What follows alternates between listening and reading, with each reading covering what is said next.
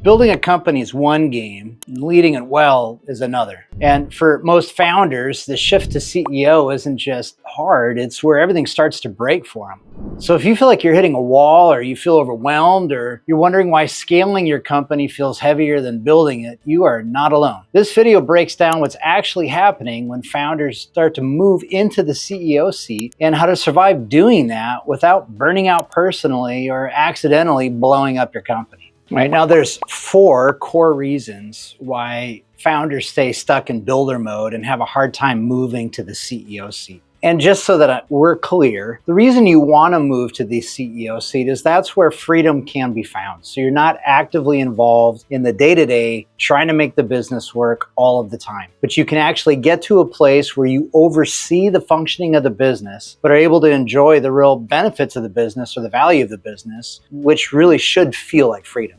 So 4 reasons, and the first one that I want to talk about has to do with trust. Trust, or the struggle to trust other people, is one of the biggest issues that founders or entrepreneurs wrestle with. There's a lot of different ways that it gets described or that people communicate this, but oftentimes it comes down to something like, I just don't trust that they're going to do the work as well as I do, that they're going to take care of customers as well as I do. I'm afraid that they're going to wreck something. Maybe I don't trust them with my money or my resources, all kinds of things. If you wrestle with trust, you already know what that is and what that feels like. But the problem is you cannot grow, you cannot scale. In fact, you will not if you don't learn to trust. The largest companies in the world learn somehow to trust their employees to carry authority to make them go. Small companies tend to get stuck, and oftentimes that first speed bump, or even just wall for a lot of them, is this trust issue. So I'm going to introduce 3 basic tools that you can use that help you with trust. And these counseling is always good. I encourage you to consider that if it's a deep issue. But that's not really what I'm talking about. I'm talking about tools that you can put into your business that help give you insight into your business or help increase transparency into what your employees are doing. And usually that alone provides the knowledge base or the awareness of what's going on that gives most founders confidence or trust in their business so that they can let people go and run a little bit further. So the first one of these has to do with creating a playbook that everybody follows. So if you want to use fancy corporate language, this is your P&P, your policies and processes manual, or procedures and processes, or whatever you want to use your P's for. This has to do with your manual that describes how things are done. Now, nobody loves writing these things, or at least I haven't met anyone that does. But this is freedom for you. And if you're trying to build value in your business, this is worth a lot in terms of putting value into your business. Because what you're doing is you're writing down the recipes for success for all of the different aspects of your business. That way, if you train somebody new, you already have it written down. You don't have to retry to figure out how do we do this. You can point them to the playbook. If you have multiple people doing the same role, maybe in the same place, maybe in different locations, you have consistency all the way across the board. If you have somebody who's not performing well, it gives you something specific to go back to troubleshoot why they're not performing well, and to help mentor and coach them back onto the right track. So having a playbook that defines how are things done, how do we do our payables, how do we onboard new employees, how do we deal with customer complaints, how do we open and close the store, any of those kinds of things that are written down so people know how to do them regularly without having to figure it out, that's gold in your business. And it starts to provide transparency so you know, or you have confidence, or you should have confidence about the standards that everyone's working towards. The second thing is to build into your leadership approach or your management approach clear accountability practices. And I'm really just talking about something simple here. And this is true whether you're leading a $1 million company or a $1 billion company. If you practice this simple little habit, it actually is transformative in your company's ability to start to get things done. And that is to have regularly scheduled meetings where you assign responsibilities or tasks, and then you schedule another meeting where you track and you follow up on, did that happen? That simple practice, plus in each meeting when you assign a task, be very clear, crystal clear Who is responsible for this task? What will define success? How will we measure success of the task? When is this supposed to be done by? And when will we follow up with you? And that should be defined in having these regular meetings. When you are clear about who is supposed to do what, by when, and how success will be measured, and you already have it baked into your calendar when you're going to follow up with people, things tend to get done because there's not mystery about who's supposed to do what. There's not mystery about exactly what the expectations are, or there shouldn't be. And everybody knows, okay, next Friday they're going to ask me if I did this. And that tends to encourage compliance. That tends to encourage performance and people to move towards acting. So that simple little process, that simple tool will start to free up a lot of your time, and it starts to create trust because you are articulating to people what you want. It's easier for them to follow through on it. They're not trying to guess at what you meant or when you want it done by. Everybody already knows when you're going to check back in. So you already have that time. And after you go through a few check-in cycles with your team and you start to see like, okay, this is the third, fourth, fifth time that we've checked in on something I've given them to do, and they're getting it done and they're doing it on time, then that's helpful. And it starts to build trust. The third thing that you want to do is you want to have current and clear financials. This is something that I see with small and medium-sized businesses that surprisingly, well, it's not surprising to me anymore because I've been working in this space for so long, but it seems kind of surprising that people really often don't put a priority on knowing what's going on with their money. And this is a critical problem. If you're a founder or an entrepreneur, you should know what's going on with your money. Now, the problem is a lot of people don't really understand financial statements. They aren't really sure how to read them. Financial statements and accounting can seem very complicated, and I get that. I come from that kind of mindset as well, where that stuff seems like a lot, not my thing. But you have to know the condition of your company, and you have to know its condition financially. Otherwise, you are leading by your gut, which has a ceiling to it. And what I see is that many leaders, founders of companies, lead by their intuition, lead by their gut, and they get stuck at a ceiling.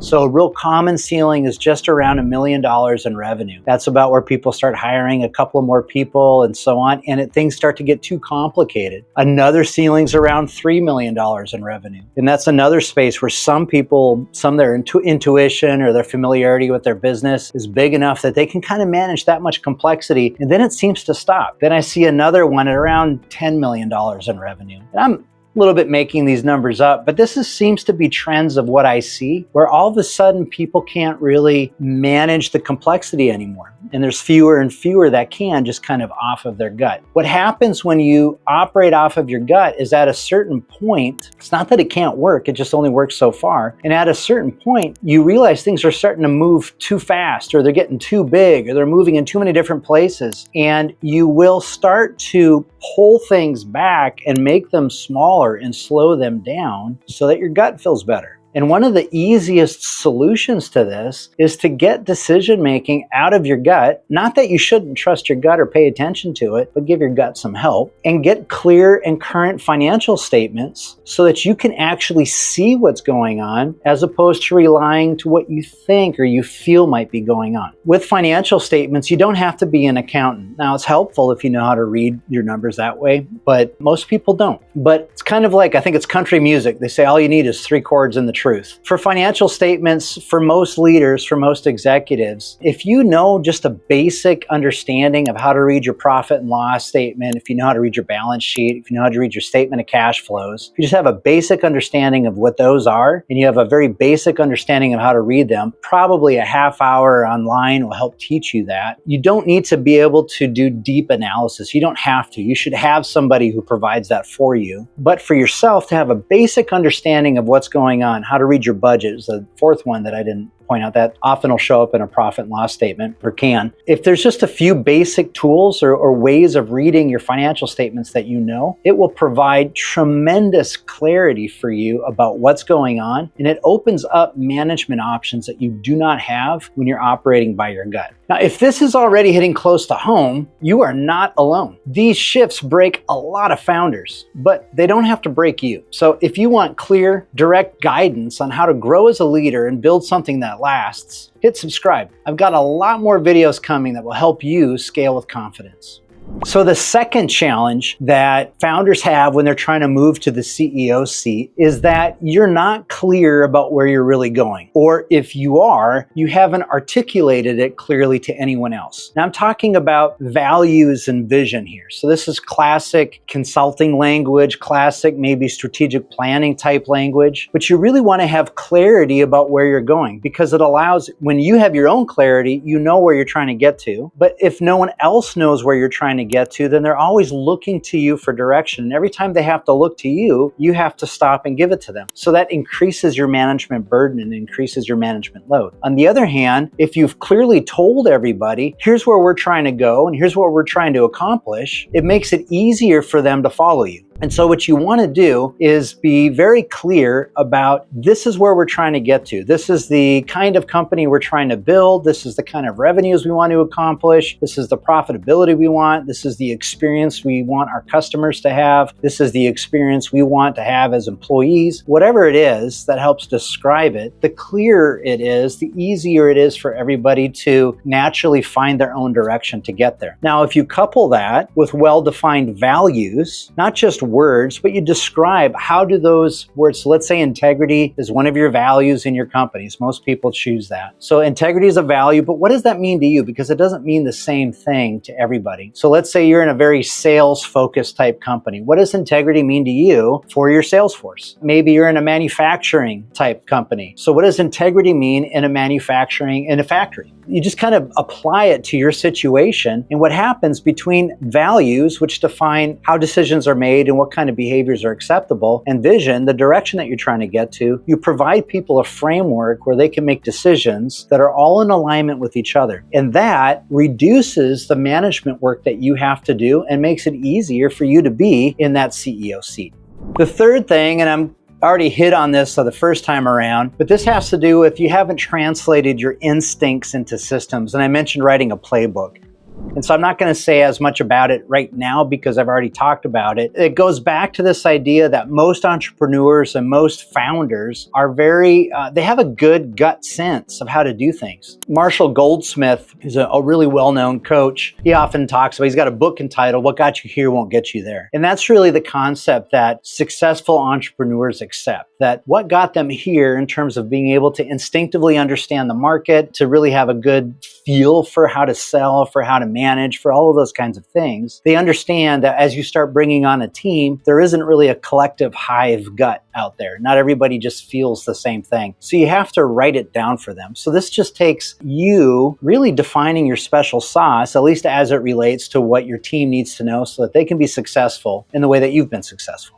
Then the fourth thing, and this is really important for founders and entrepreneurs, is one of the things that holds them back may hold you back from moving to the CEO seat is that you don't want to leave the kind of work that you really love. And a lot of people feel like, I don't really want to be a manager. I don't want to deal with this kind of stuff. I want to be able to do the fun things, to do the craft or whatever it is that you really like. And what I find is it tends to be the craft or the technical work, whatever that is, or the sales part of the client interactions, customer interactions. You may like something else, but I see that those two are very common, one or the other, for different founders or entrepreneurs. And that's okay. That's 100% okay. The other, I get maybe bucket, is that a lot of entrepreneurs or founders just love creating and starting new things, and they kind of have a hard time being disciplined with settling down. So a couple of thoughts on that. One is it's okay that you aren't in the CEO seat and you hire somebody to sit in that seat for you. And you move to like a board president seat where you oversee things. That's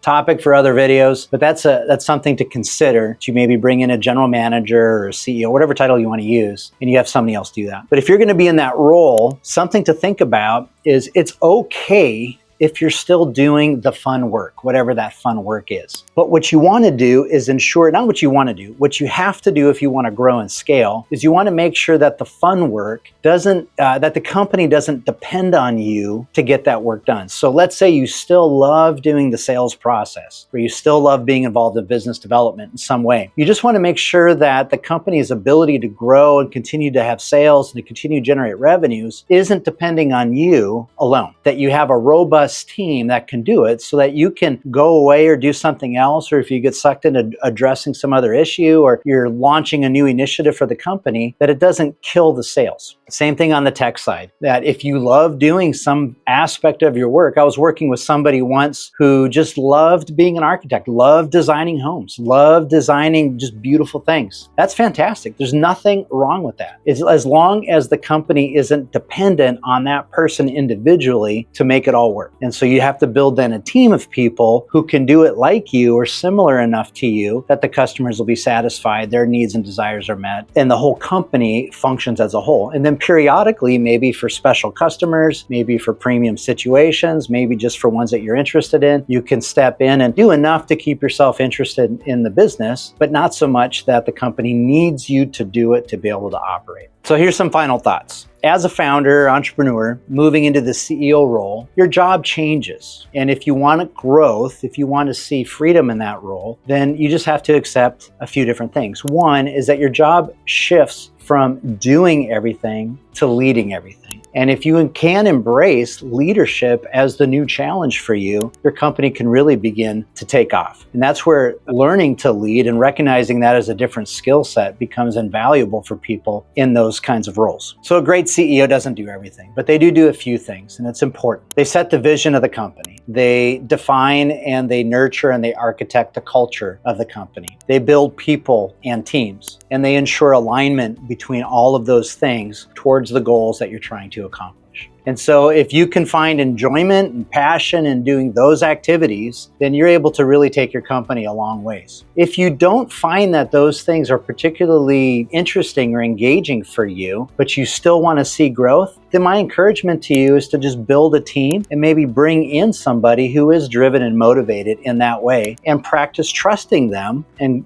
I talked about how to do that earlier, to release them to be successful in that capacity. So if you're feeling stretched thin in the CEO seat, that's not a flaw, it's a signal. And if you want to lead at a higher level, it starts with mastering what breaks most founders. But here's the next blind spot: conflict. Even great CEOs lose momentum to internal friction that they never saw coming. And that's why your next step should be to watch how great leaders prevent workplace conflict before it starts. It's linked right here on the screen, and click on it now. So let's keep building smarter.